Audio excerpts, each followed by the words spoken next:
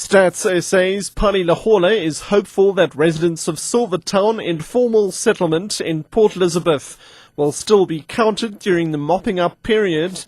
And national oil company Petro SA has restarted its 45,000 barrels per day gas to liquids Mossel Bay refinery. I'm Richard Brooks. Stats SA's Pali Lehohla is hopeful that residents of Silvertown Informal Settlement in Port Elizabeth will still be counted during the mopping up period.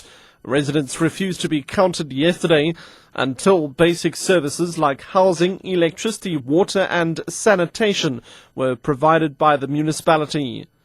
After a 3-hour meeting, Lehohla said they were even prepared to bring in another 30 enumerators as they are already behind by 2 days. The discussions are going to be long and protracted, but ultimately we will count.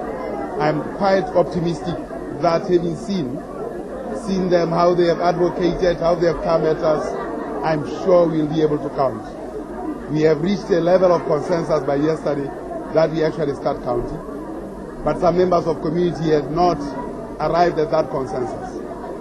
National oil company Petro SA has restarted its 45,000 barrels per day gas to liquids Mossel Bay refinery, which should ease the shortage of liquefied petroleum gas.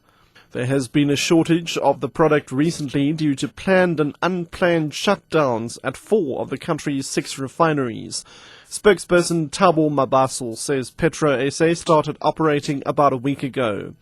It's expected that South Africa's refineries should again operate at over 95% of their total 708,000 barrels per day capacity by next week. The High Court in Pretoria has ruled that prescribed minimum benefits which protect members of medical schemes will remain in place.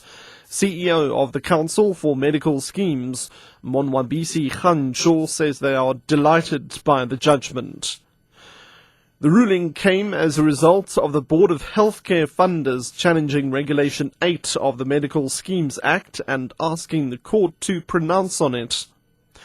Regulation 8 states that medical schemes must pay for the diagnosis, treatment and care of all prescribed minimum benefits conditions in full, or at the price charged by the healthcare provider.